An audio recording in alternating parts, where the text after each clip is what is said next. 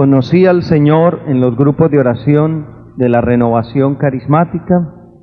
En la Renovación Carismática el Señor me llamó a su servicio en el sacerdocio, y estos 15 años que llevo de sacerdote los he dedicado a trabajar bajo la espiritualidad de la Renovación Carismática, y creo que la renovación en el Espíritu es una bendición para la Iglesia del mundo de hoy, un regalo grande que el Señor ha dado a la Iglesia, y quizás por eso todos estamos aquí, porque el Señor nos llamó a través de la Renovación Carismática. Gloria a Dios.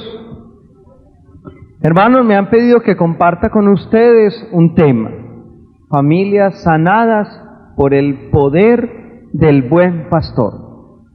Todos nosotros, todos los que estamos aquí, hacemos parte de una familia. Es probable que algunos de ustedes se pregunten: ¿y cómo un sacerdote nos puede hablar de familia? ¿Será posible que un sacerdote hable de familia? Y yo creo que sí. En primer lugar, porque hago parte de una familia y sé las dificultades, los problemas y los éxitos y las cosas bonitas y las cosas feas de una familia, en primer lugar. En segundo lugar, porque hago parte de una comunidad religiosa, mi congregación, eudistas, y hago parte de una familia religiosa. Además, porque hago parte de una gran familia que es la Iglesia. Yo no los conozco a ustedes, ustedes no me conocen a mí, pero a pesar de que no nos conocemos, nos queremos, porque tenemos un mismo apellido. El apellido nuestro es Cristiano, más importante que López, más importante que cualquier otro apellido. Nuestro primer apellido es Cristiano, y eso nos une a todos nosotros. Así que puedo hablar de lo que es una familia, porque he vivido en el seno de una familia. Y yo voy a compartir con ustedes una enseñanza dividida en 5 puntos.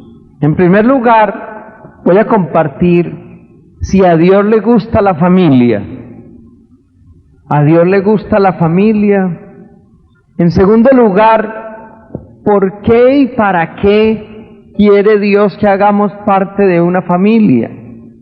En tercer lugar, ¿cuáles son las dificultades de la familia? En cuarto lugar, ¿qué ha fallado en la familia? Y en quinto lugar, ¿cómo sanar mi familia? ¿Cuántos puntos son? ¿Cuántos? Dígalo con los dedos de las manos. ¿Cuántos puntos?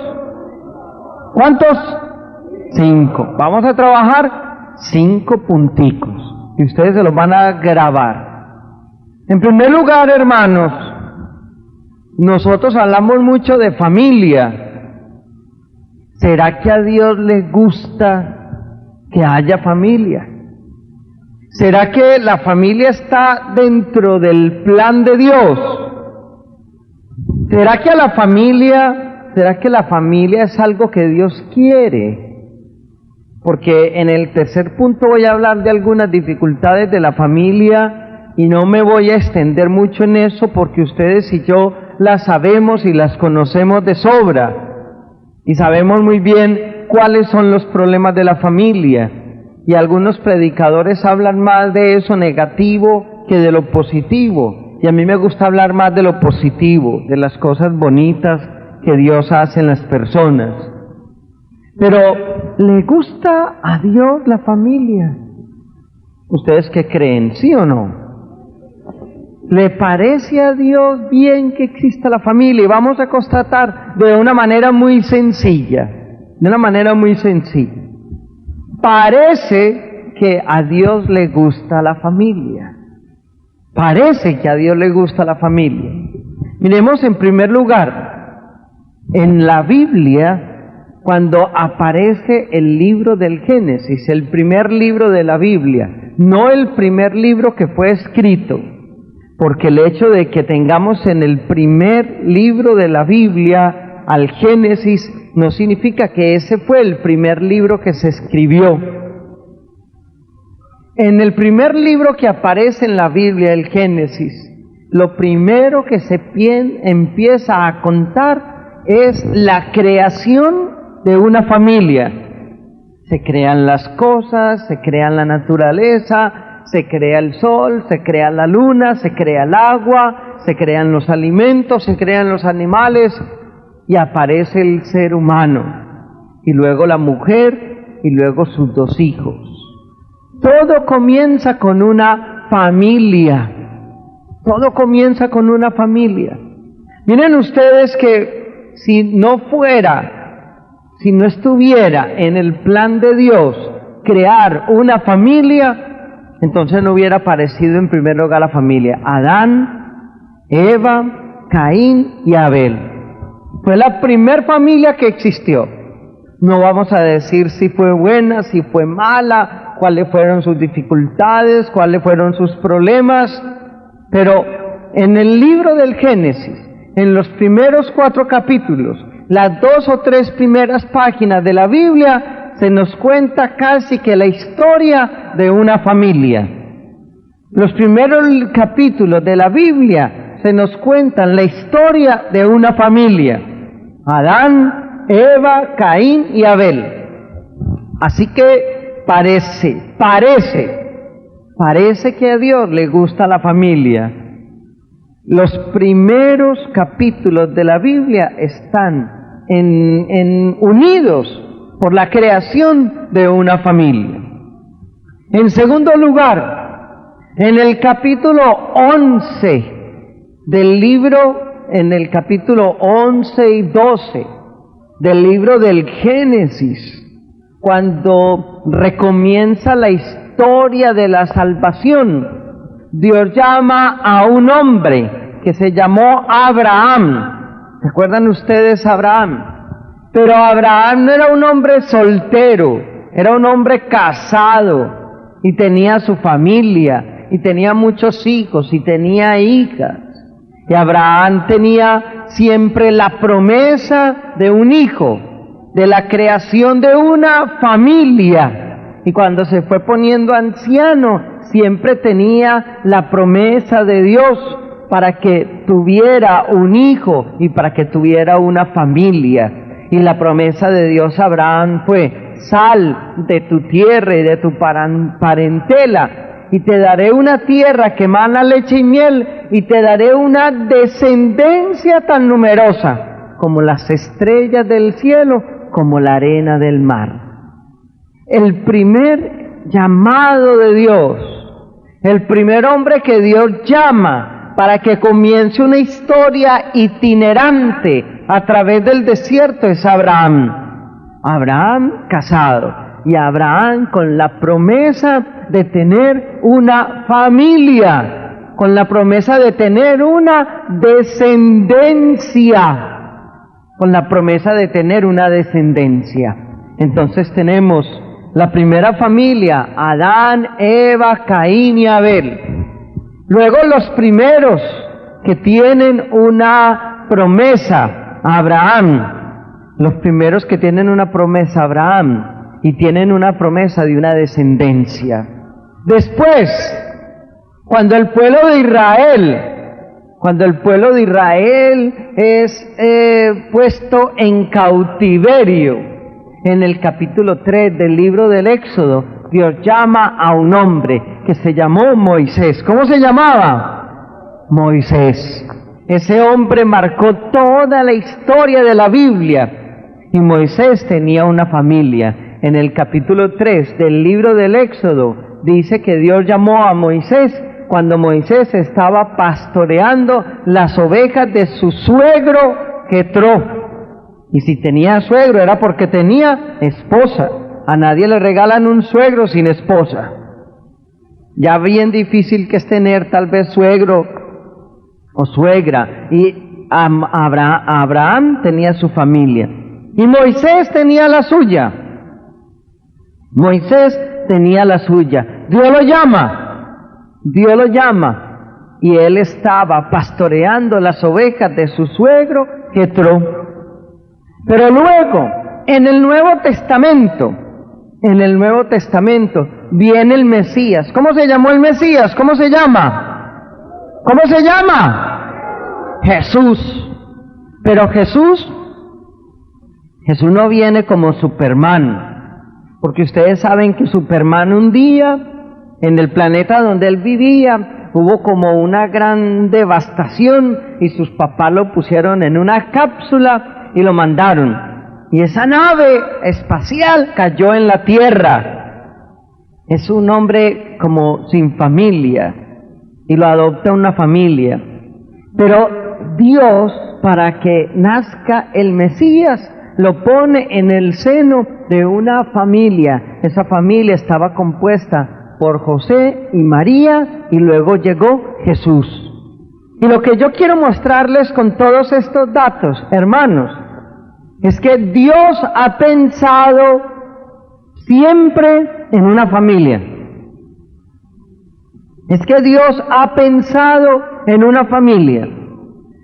Viene el Mesías, viene el Salvador, viene el Redentor, viene el Hijo de Dios y nace en el seno de una familia. Lo que parece indicar que a Dios le gusta la familia. Porque Jesús hubiera podido venir en una cápsula como Superman. Porque Jesús hubiera podido caer del cielo de un día para otro. Pero no. ¿Saben cómo llega Jesús? Jesús llega en el seno de una familia. En el seno de una familia. Una mujer muy concreta, María. Un hombre muy concreto, José. A ellos dos les sucede una cosa extraordinaria. Un día un ángel se le aparece a María y le dice, vas a quedar en embarazo. Y María se asusta y dice, pero ¿cómo? Si yo no he vivido con ningún hombre. Pero ¿cómo si yo no he estado con ningún hombre? Pero ¿cómo si yo no he vivido con ningún hombre? Entonces, la familia está en el plan de Dios. Además, encontramos al primero que llama a Jesús, que se llama Pedro, el primer papa. Pedro, el primero llamado. Y Pedro tenía una suegra, lo que quiere decir que era casado. Por ahí hay un chiste que dicen que Pedro negó 3 veces al Señor porque lo primero que hizo fue curarle la suegra. Y entonces lo negó porque le curó la suegra. Espero que no sea el caso de ustedes. Pero fíjense ustedes, hermanos, el primer discípulo, el primero que el Señor llama, tiene una suegra, lo que quiere decir que era casado, lo que quiere decir que era casado. Miren ustedes, los primeros capítulos de la Biblia son la constitución casi de una familia, con Adán, con Eva, con Caín y con Abel. Cuando se destruye todo y luego Dios vuelve a recomenzar con Abraham, Abraham tenía su esposa se llamaba Sara y tiene siempre la promesa de una descendencia. Y luego, cuando el pueblo está esclavo, Dios escoge a un hombre que tenía un suegro, por lo tanto que era casado, que se llamaba Moisés. Y después cuando viene el Mesías, cuando llega el Mesías, cuando el Mesías se hace presente entre nosotros, que se llama Jesús, nace en el seno de una familia. Pero eso para decirles que Dios también es familia. Dios es familia, Padre, Hijo y Espíritu Santo. ¿Qué quiere decir eso? Que Dios al interior de Él mismo es familia. Padre, Hijo, Espíritu Santo. El que engendra, el que es engendrado y el motivo de unión entre ellos dos. El Padre, el que engendra, el engendrado eternamente, que es el Hijo, y el motivo de unión entre ellos dos, que es el Espíritu Santo. Dios, al interior de Él mismo, es una familia. Ha escogido siempre una familia. La primera pregunta que nos hacíamos es, ¿la familia está dentro del plan de Dios? Y la respuesta es sí. Sí, la familia está dentro del plan de Dios. Dios quiere la familia. Entonces la familia no es solamente un motivo casual.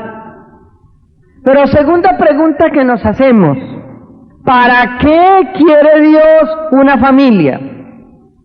¿Por qué elige Dios una familia? ¿Para qué Dios pone a la familia? Hay una respuesta en el ambiente, en el ambiente en que nos movemos. Dios pone una familia para poder procrear. Entonces existe la familia para que las generaciones se sucedan unas a otras. Esa es una respuesta. Dios crea una familia para garantizar la extensión del género humano.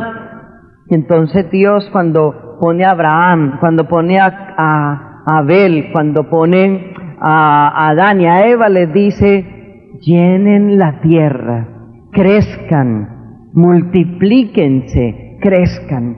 Dios crea una familia para que exista la prole. Dios crea una familia para que el género humano crezca. Dios crea una familia para que el género humano se mantenga.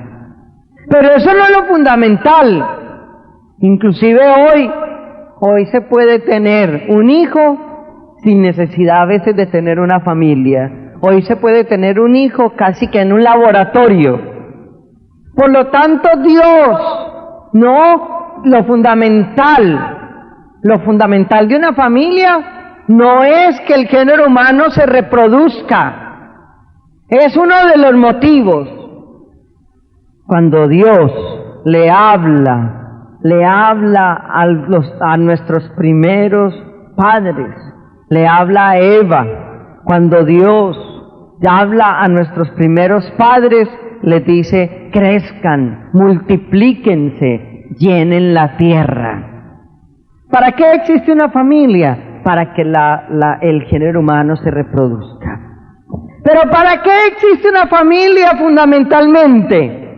Cuando Dios le da como compañera a Adán, a Eva, dice una frasecita increíble. Dice: no conviene que el hombre esté solo, que el ser humano esté solo. Dios crea una familia para que el ser humano no esté solo, porque el ser humano no ha nacido para estar solo. Es mentiras el que dice que no necesita de los demás. Hay gente que a veces uno le escucha decir: yo no necesito de nadie. Mentiras. Necesitas de alguien para aún lo mínimo de la existencia. No es bueno que el hombre esté solo. ¿Para qué existe una familia? Existe una familia para que el género humano se prolongue. Pero fundamentalmente existe una familia para que el ser humano no esté solo. No esté solo. ¿Qué quiere decir? ¿Que la soledad es mala? No. A veces uno necesita momentos de soledad. A veces necesitamos momentos de silencio. A veces necesitamos momentos donde necesitamos estar solitos en nuestro cuarto, caminar, ir a un parque. A veces alguno de nosotros necesita un momento de silencio, de soledad. Pero realmente el ser humano es feliz en la medida en que está con otros. El ser humano se realiza en la medida en que está unido a otros. ¿Para qué Dios crea una familia? Para que no estemos solos, para que nos acompañemos. ¿Para qué Dios crea una familia? Para que ese que convive contigo, ese sea una persona que llene también tu soledad. Ese sea una persona que te acompañe en tu soledad, para que la familia sea quien te acompañe en los momentos de soledad. El ser humano no se realiza solo. El ser humano no llega a su plenitud solo. El ser humano necesita de los demás para realizarse, para llegar a su plenitud. ¿Para qué Dios establece una familia? ¿Para qué tú estás en el seno de una familia? ¿Para qué tú vives en el seno de una familia? Para que no estés solo. Dios sabe que necesitamos momentos de soledad, pero que a veces la soledad es peligrosa, porque necesitamos de otros, necesitamos hablar con otros, dialogar con otros, conversar con otros. ¿Para qué Dios puso una familia? Para que no estés solo, para que no estés sola, para que los muchachos no estén solos, para que los niños no estén solos. Ustedes saben que el gran drama a veces de estas sociedades nuestras, especialmente de los países más desarrollados y ricos, como este en el que estamos hoy, como Estados Unidos, donde la gente tiene de todo, tiene mucho dinero, tienen muchas casas, donde la gente tiene mucha ropa, mucha comida, abundancia de tecnología, abundancia de aparatos electrónicos, abundancia de computadores, donde todo es preciso, pero donde el hombre está en soledad. Y casi que los países donde hay mayor tecnología son los países donde hay más suicidio, donde hay peores cosas que en los países subdesarrollados, como llaman a los nuestros, como llaman a Colombia, como llaman a Venezuela, como llaman a México, que nos llaman subdesarrollados porque no tenemos la tecnología. ¿Pero qué? Pero los países más desarrollados son los que sufren de más soledad. ¿Y sabe qué produce la soledad? Enfermos sexuales. ¿Y sabe qué produce la enfermedad? Suicidios. Los países más desarrollados del mundo son los países donde más suicidios hay, donde la tasa de suicidios es la más alta. Son los países más ricos, no son los países más pobres. ¿Por qué? Porque la gente está sola. La gente vive sola. Usted puede convivir 10 años en un apartamento y no saber ni siquiera quién es su vecino de al lado, y no tener diálogo con los demás, o estar totalmente alejado. Y ustedes y yo sabemos que uno puede tener todo el dinero del mundo, y puede tener el apartamento o la casa más lujosa de 200, 300, 600 mil dólares. Pero si usted llega a su casa en la noche y no tiene con quién compartir, o si usted vive con una familia donde algunos no se hablan los hermanos con los hermanos, o el papá con la mamá, o la mamá con los hijos, o así, pueden tener todo el dinero del mundo, pueden tener el televisor más grande que existe en el supermercado, pueden tener el auto más hermoso con aire acondicionado y con todos los computadores adentro, pero la soledad no la llena el dinero, la soledad no la llenan los computadores, y podemos tener todo el dinero del mundo y sentirnos solos. Y a veces ustedes y yo sabemos que podemos tener muy poquito para vivir, pero ser felices.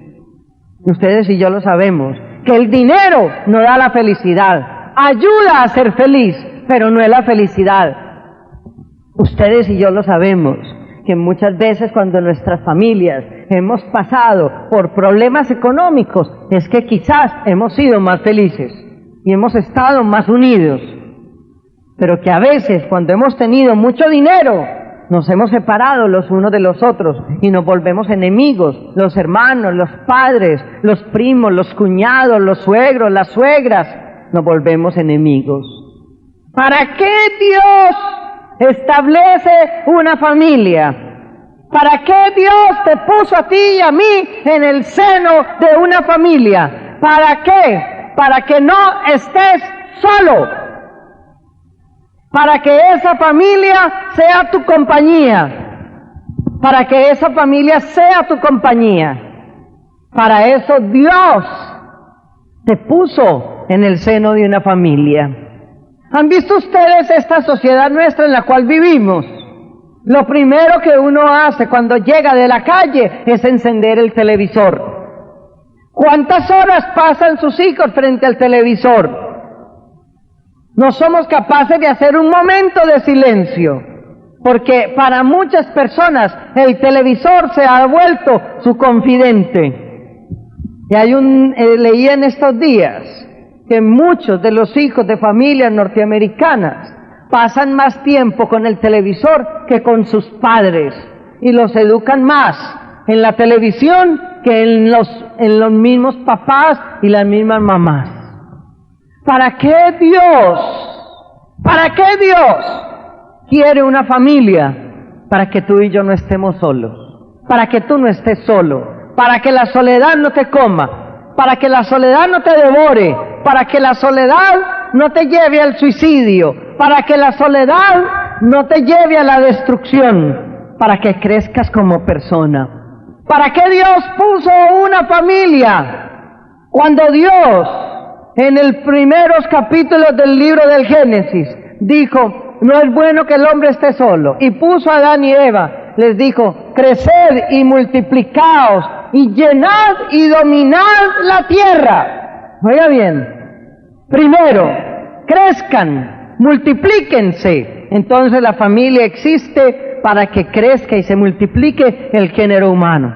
Segundo, para que no esté solo. Y tercero, llenen la tierra, dominen la tierra. Tercer motivo para el cual Dios crea una familia, para que dominemos la tierra, para que dominemos lo que existe, para que seamos capaces de hacer que las cosas estén a nuestro servicio, no nosotros, al servicio de las cosas, no nosotros al servicio de las cosas.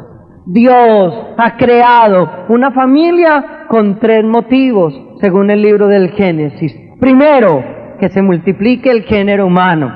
Segundo, para que el hombre no esté solo, el ser humano no esté solo. Tercero, ¿para qué creó Dios una familia? ¿Para qué? Para una cosa muy sencilla, para dominar lo creado, para darnos a nosotros la posibilidad de dominar la creación, no para que la creación no nos domine a nosotros, no para que la creación esté sobre nosotros, sino para que nosotros estemos sobre la creación. Cuando nosotros vemos este auditorio tan hermoso, uno dice, aquí hay un dominio sobre la naturaleza. Cuando vemos esta ciudad tan hermosa, cuando vemos los aeropuertos, uno dice, el hombre está dominando la naturaleza, la está haciendo bella, la está poniendo a su servicio. Pero cuando vemos tanta pobreza, nos decimos, nos están dominando las cosas. Cuando vemos tanta guerra, decimos, nos está dominando las cosas. Cuando vemos tanto odio, decimos, nos están dominando las cosas. Hermanos, en primer lugar, parece que a Dios le gusta la familia. Creo que a Dios le gusta la familia. En segundo lugar, ¿para qué existe una familia? Una familia existe para que el hombre multiplique el género humano. Segundo, para que no esté solo. Tercero, para que domine lo creado. Ese era el segundo punto. En tercer lugar, si hablamos de familias sanas, que es el tema que me han pedido que comparta, es porque hay familias enfermas. Si hablamos de familias sanadas por el poder de Dios, entonces también hablamos familias sanadas, es porque hay familias enfermas. Familias enfermas. Yo no voy a decirles mucho de esto porque ustedes lo conocen muy bien. Datos muy concretos. El 50% de los matrimonios hoy se divorcian, o quizás más, una familia enferma. 50%. 50% de las familias, de los matrimonios o más, se divorcian hoy por hoy. Primera enfermedad. Segunda enfermedad, la promiscuidad. Ya no importa si usted tiene relaciones sexuales con hombres, con mujeres, con animales, con lo que sea, lo importante es que usted satisfaga su deseo sexual. No importa. No importa usted con quién vive, lo importante es que usted se sienta bien. La promiscuidad. De ahí vienen un montón de cosas que usted y yo sabemos. Datos de familias enfermadas o enfermas, problemas psicológicos. Uno llega al aeropuerto, inmediatamente tenga cuidado, no deje a los niños si no están con ustedes. Tengan cuidado, no deje a los niños solos. ¿Por qué? Porque en todas partes hay asesinos en serie, porque en todas partes hay violadores, porque en todas partes hay personas que están buscando a los niños para causarles mal. Aún dentro de la Iglesia Católica hay sacerdotes acusados por eso. Y no solamente es en el caso de los sacerdotes, es un miedo a dejar los niños solos. ¿Por qué? Porque estamos llenos de traumas, de complejos, de miedos, de dificultades, porque estamos enfermos psicológicamente, Nunca el ser humano había estado tan enfermo como ahora. Tenemos todas las medicinas a nuestro alcance, los mejores centros médicos, los hospitales y las clínicas mejores. La medicina avanza a un ritmo tremendo. A usted le pueden quitar de aquí, poner aquí, le pueden quitar aquí, ponérselo aquí. La gente se puede quitar las arrugas de aquí, de todas partes. Las mujeres se ponen bultos en todas partes. Hoy usted puede cambiar su figura. Hasta hay cantantes que eran negros y ahora son blancos. Hoy la gente puede cambiar. El que es bajito puede ser alto. Yo no sé a mí por qué no me dieron esa medicina.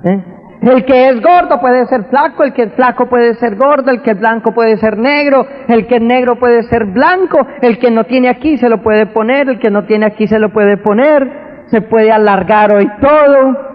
Estamos viviendo en una sociedad donde el cuerpo lo podemos cambiar en todo, pero nunca habíamos estado tan enfermos de la mente. Las enfermedades del siglo XXI no serán enfermedades del cuerpo, serán enfermedades de la mente. La enfermedad mayor del siglo XXI, mis hermanos, no será el cáncer. Todas las personas usted va donde el médico y siempre le dice, estás enfermo, es del sistema nervioso. Todas las enfermedades hoy son nerviosas. Las enfermedades del siglo XXI serán todas del sistema nervioso.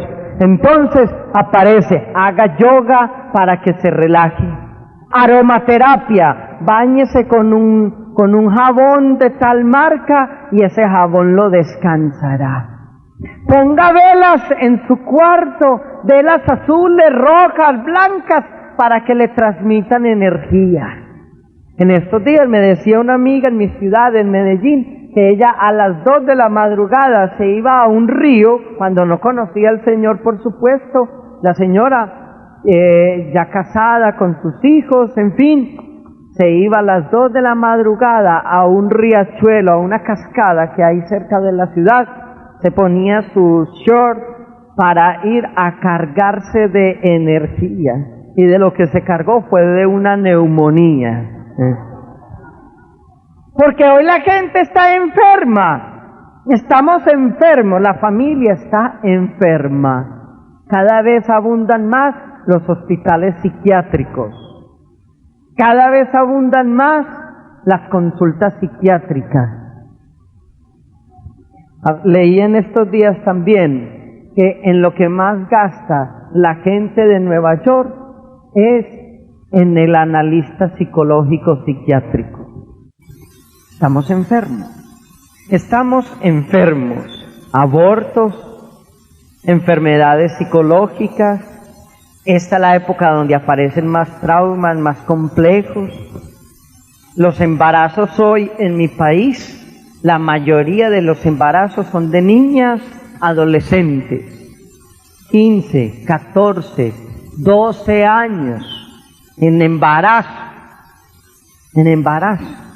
donde pues, son mamás las que todavía deben terminar de ser criadas, y ya son mamás. Bueno, esa es como la familia enferma, abortos, traumas, complejos, enfermedades, problemas psicológicos, problemas psiquiátricos, violadores, bueno, asesinos en serie, personas que desde un auto le disparan a otras, porque esta sociedad está enferma y la familia está enferma. ¿Cómo alcanzar la sanación en la familia? Si hemos dicho que la familia la quiere Dios, que la familia es para que el ser humano no esté solo, que la familia es para que dominemos la creación, pero que nos hemos ido enfermando psicológica, psiquiátricamente. ¿Cómo alcanzar una sanación en la familia? Y a esto quiero dedicarle un poquito más de tiempo porque me parece que es lo fundamental del tema que me pusieron a compartir con ustedes. ¿Cómo una familia puede alcanzar sanación? ¿Cómo su familia puede alcanzar sanación? ¿Cómo? ¿Cómo usted puede hacer que sus hijos crezcan de otra manera? Porque hoy los muchachos, los jóvenes, alcanzan rápidamente estatura de 1,80, 1,90 metros, no sé cuántos pies, pero mentalmente son unos niños de 7, 8 años. Y ese es el drama hoy. Los muchachos, los jóvenes, son altos, pero mentalmente son cortos. ¿Cómo hacer para que una familia sea más sana? ¿Cómo hacer para que una familia sea mejor? Y la respuesta para mí es muy sencilla.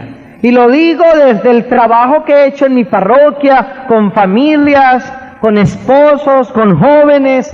La única forma que una familia crezca sana y alcance sanación es teniendo al Señor Jesucristo en el centro de su hogar. No hay otra solución, no hay otra forma.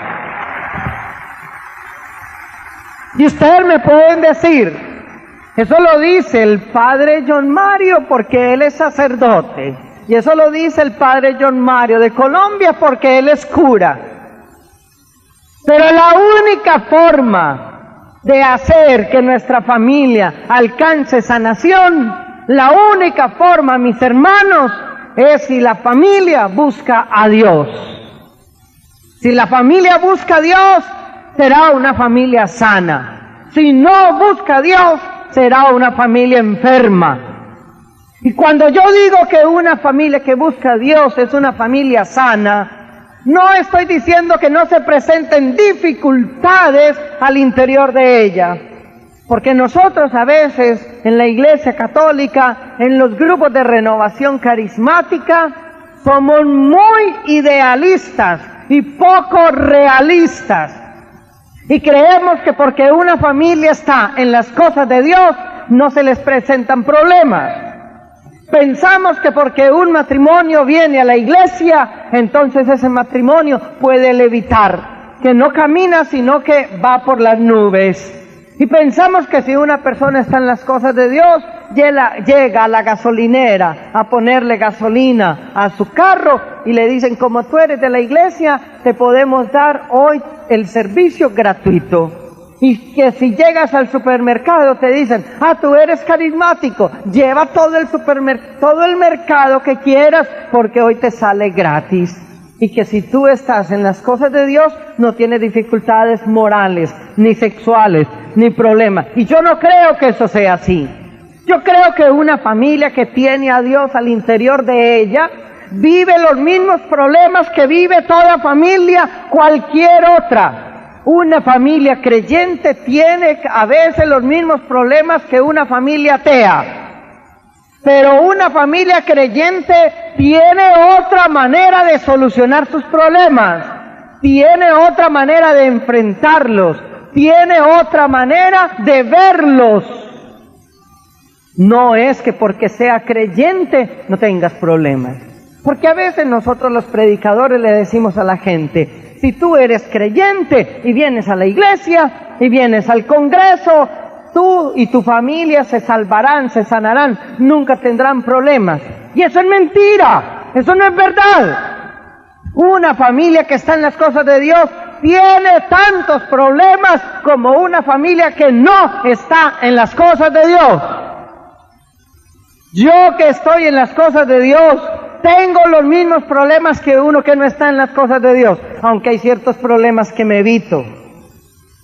Me enfermo igual, puedo tener las mismas crisis, pero mi manera de enfrentarlos es diferente y mi manera de solucionarlos es distinta.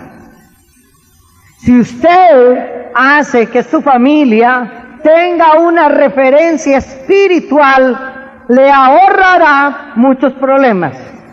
Y si su familia es una familia que tiene a Jesucristo en el centro de su vida, y si su familia es una familia que conoce a Dios, será una familia absolutamente distinta.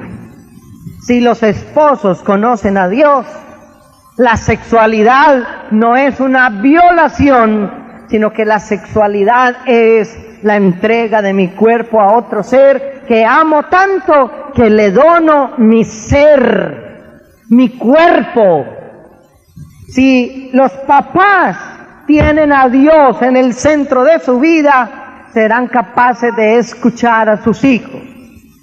Y si los hijos son capaces de tener a Dios en su corazón, serán capaces de entender las exigencias de sus papás. Pero las familias nuestras a veces no tienen a Dios. Y no tienen a Dios porque dejamos que los hijos hagan lo que quieran. ¿Quieres ir a la iglesia? Cuando quieras, ve a la iglesia. Cuando yo era pequeño en edad, mi papá y mi mamá me decían, vamos a misa. Y yo decía, yo no quiero ir. Y mi papá y mi mamá me decían, pues vas a ir, porque nos vamos todos a la misa. Cuando ya fui más adulto, pude tomar mis propias decisiones. Pero hoy a veces los papás se dejan manejar por los hijos. Y los papás se dejan dominar por los hijos.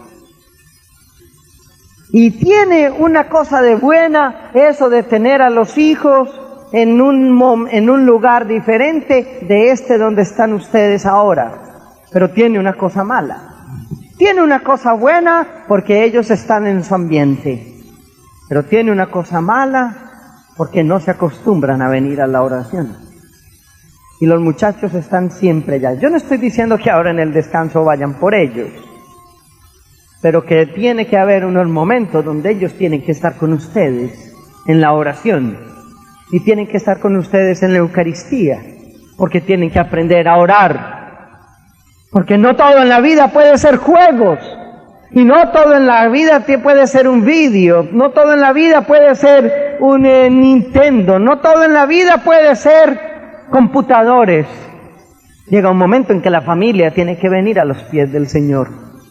Llega un momento donde la familia tiene que estar en las cosas de Dios. Su familia está en las cosas de Dios. La única manera de sanar una familia es si esa familia está a los pies de Dios. La única manera de hacer que una familia viva mejor es si está a los pies de Dios. Es la única forma. Y yo voy a leer con ustedes un texto bíblico muy hermoso, del libro, vamos a mirarlo todos, del libro de Josué. Si usted tiene Biblia, busque ese texto. El libro de Josué, en el Antiguo Testamento. El libro de Josué, en el Antiguo Testamento. Vamos a buscarlo. Josué, el último capítulo del libro de Josué. Josué fue un hombre increíble. Josué fue el que sucedió a Moisés cuando éste murió y no pudo entrar a la tierra prometida. Josué fue aquel que tuvo que enfrentar y llevar al pueblo a la tierra prometida. Lo que Moisés no pudo hacer, lo terminó haciendo Josué.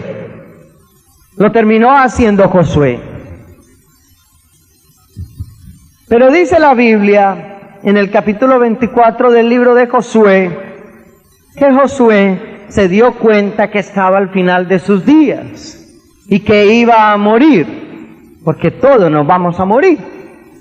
Entonces Josué llamó al pueblo.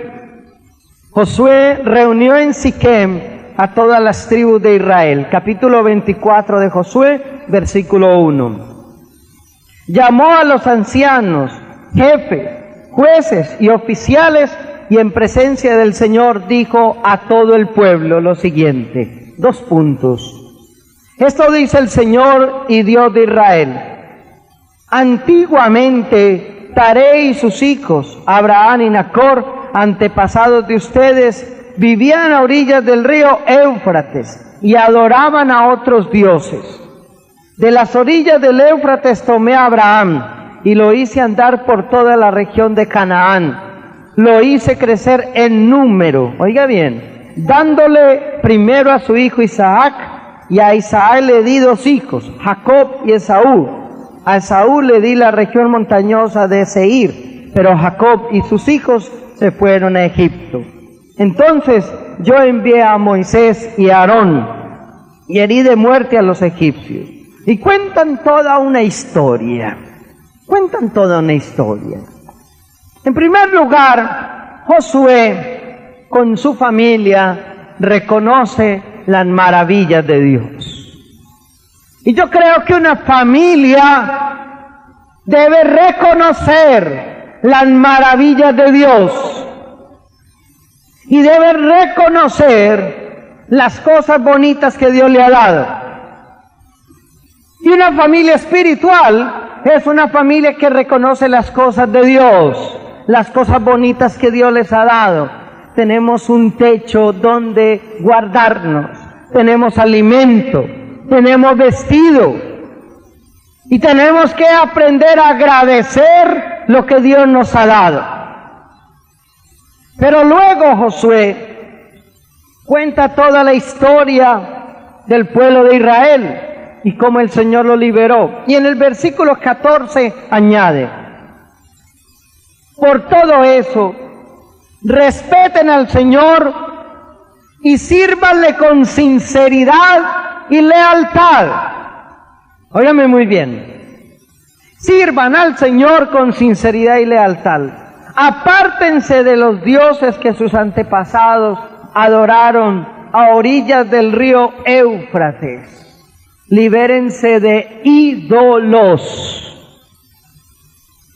Pero si no quieren servir al Señor, decidan hoy a quién van a servir. Si a los dioses a los que sus antepasados servían a orillas del río Éufrates, o a los dioses de los amorreos que viven en esta tierra. Escuchen esto. Por mi parte, mi familia y yo serviremos al Señor. Palabra de Dios. Démosle un aplauso al Señor por su palabra. Por mi parte, mi familia y yo serviremos al Señor. Oigan muy bien esto. Josué reúne al pueblo y al final de sus días, de su propia vida, les dice: yo no sé ustedes a quién van a servir, pero mi familia y yo serviremos al Señor. Y ahí está, me parece a mí, la decisión inteligente de un padre de familia que quiere unir a su familia.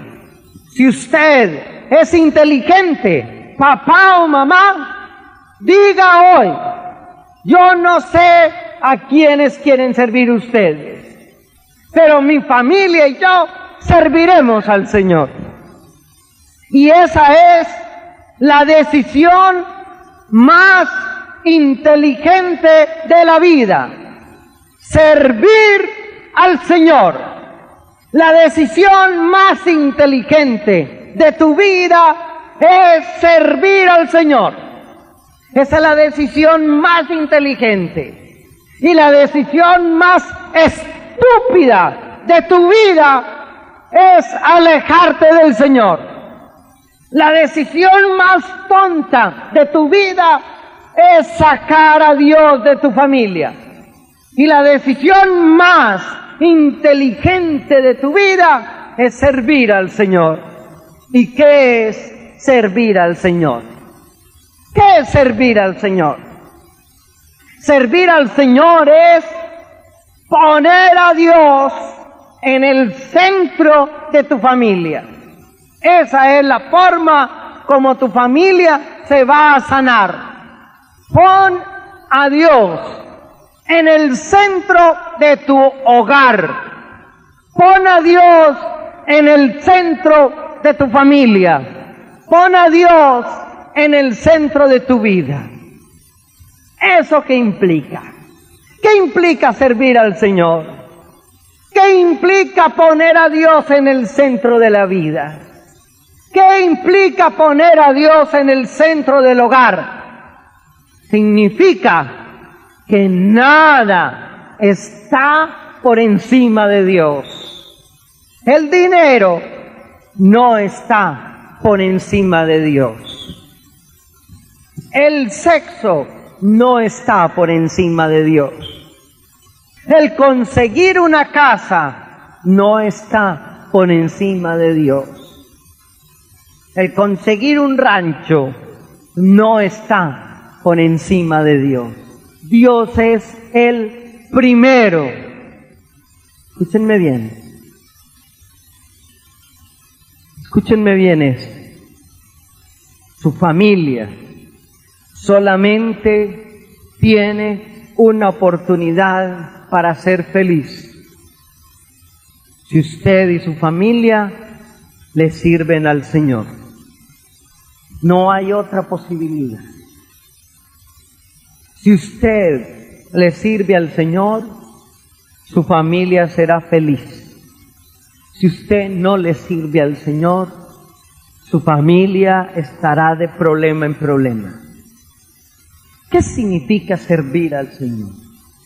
Poner al Señor en el primer lugar de la vida. ¿Qué significa poner al Señor en el primer lugar de la vida? Significa, primero, ser agradecido. Sea agradecido. Agradezca lo que tiene. No esté anhelando siempre lo de otros. Disfrute usted lo que tiene. ¿Pero qué significa servir al Señor? Servir al Señor significa liberar mi familia de ídolos.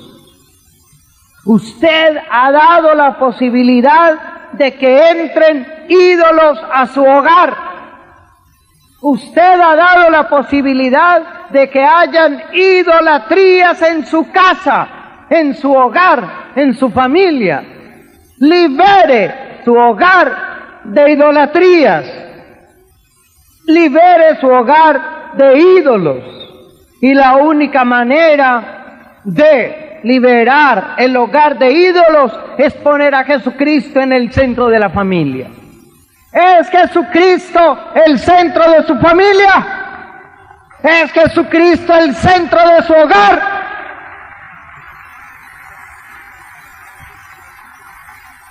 ¿Es Jesucristo el primero en su hogar? Cuando usted tiene un proyecto, lo pone en las manos de Dios. Cuando usted piensa adquirir una casa, pone ese proyecto en las manos de Dios. Cuando usted se va a casar, pone ese matrimonio en las manos de Dios. La gente no pone los proyectos de su matrimonio en las manos de Dios, pero sí viene a decirle después a Dios que está aburrido o aburrida con ese hombre o con esa mujer. ¿Y por qué no le preguntó primero a Dios si ese era el hombre o la mujer de su vida?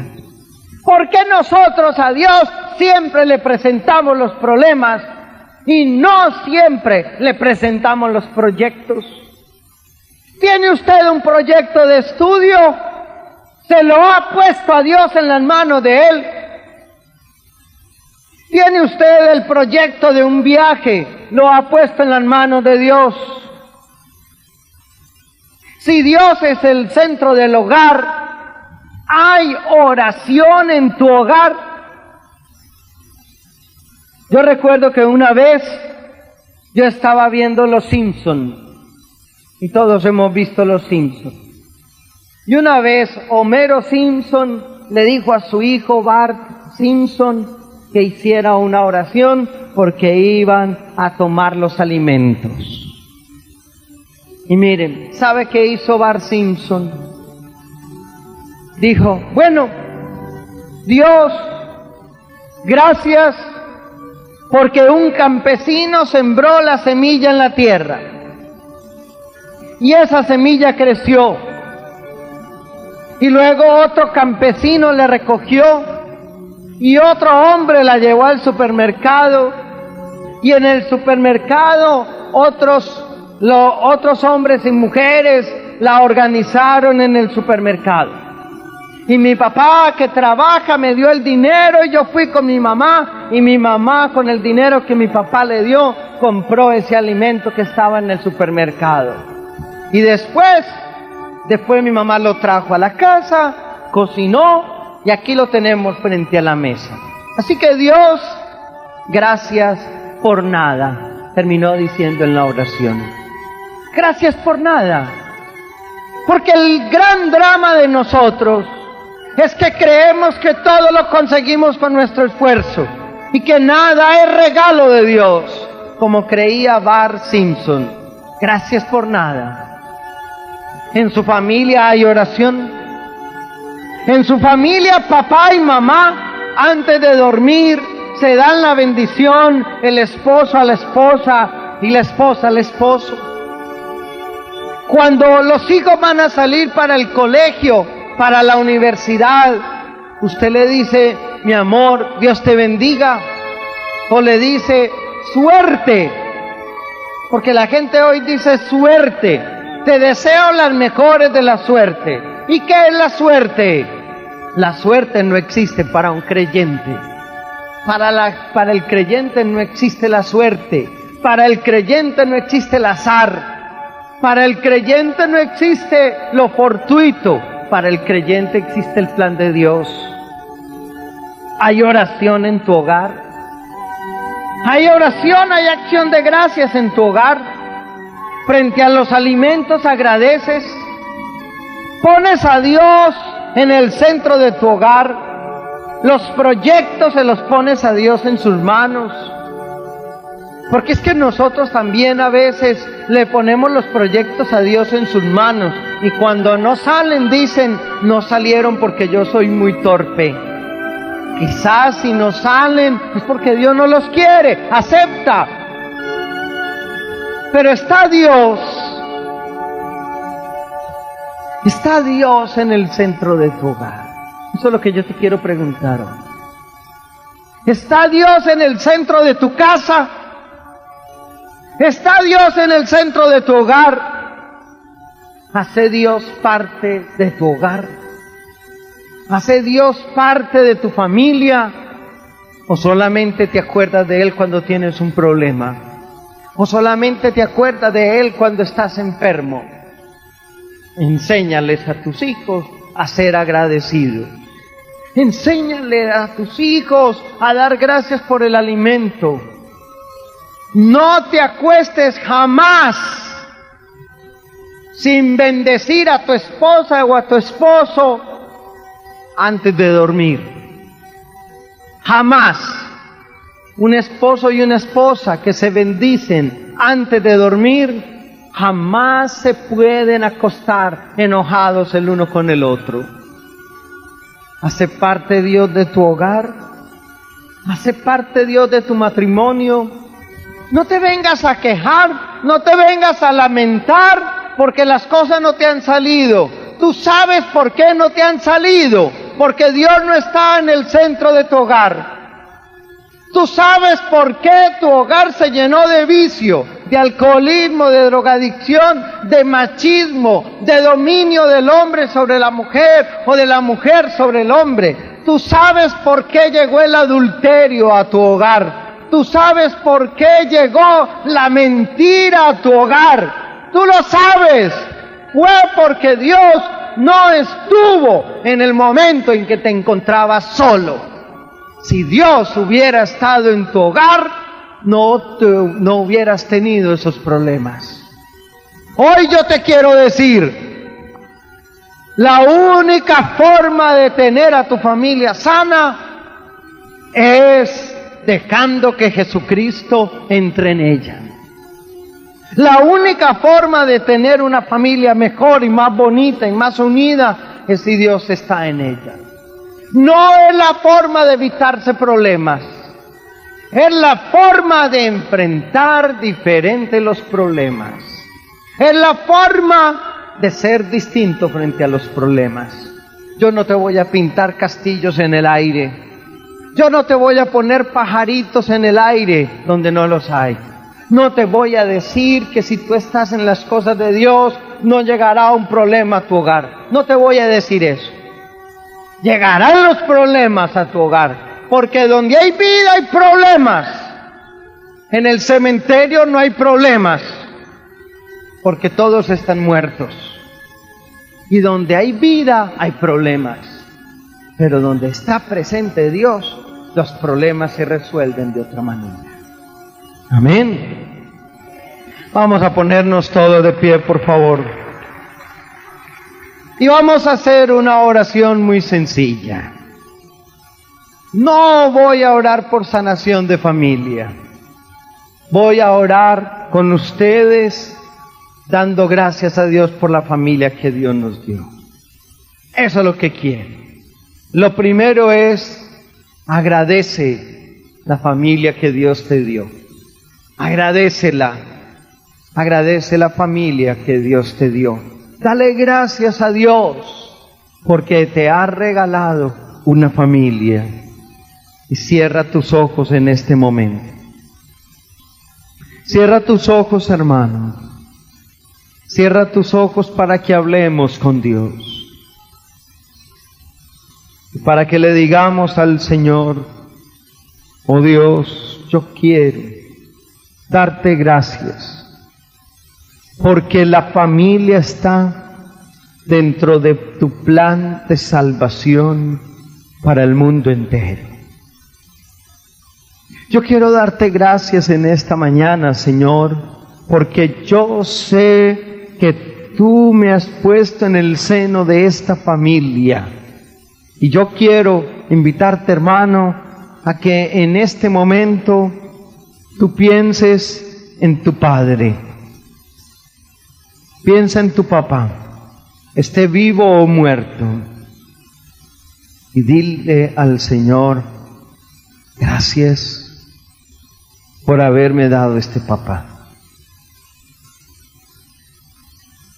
Piensa por un momento en tu mamá, esté viva o muerta, y di, te doy gracias, Señor, por mi mamá.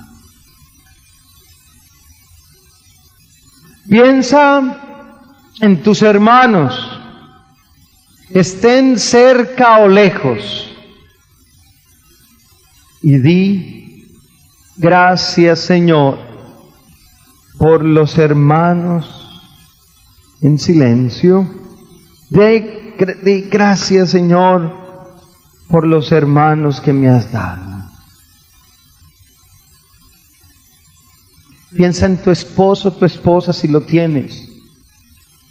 o si estás con él o con ella, dile: Señor, gracias por esta esposa que me has dado, por este compañero, compañera de camino.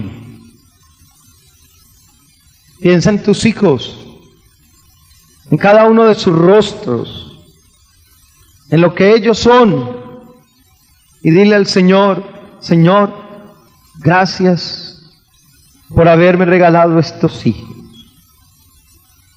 Gracias, Señor, por haberme regalado esta familia. Gracias, Señor, por haberme regalado este hogar. Gracias, Señor, porque en esta familia he aprendido a ser. He crecido, he madurado.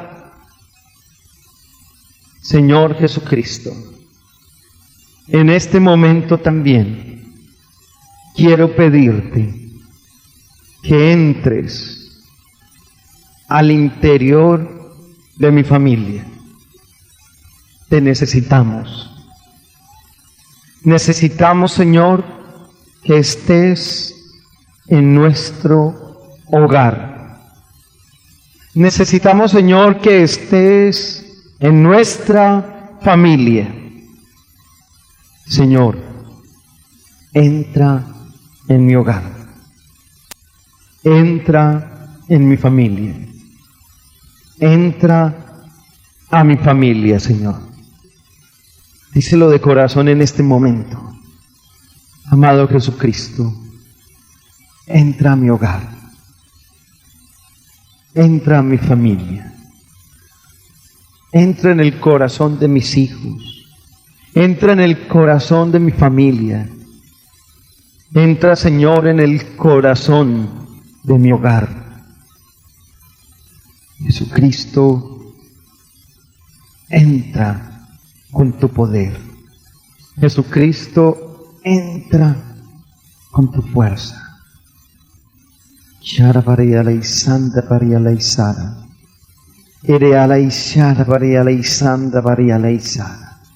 Cubrimos, Señor, en este momento nuestra familia con el poder precioso de tu sangre.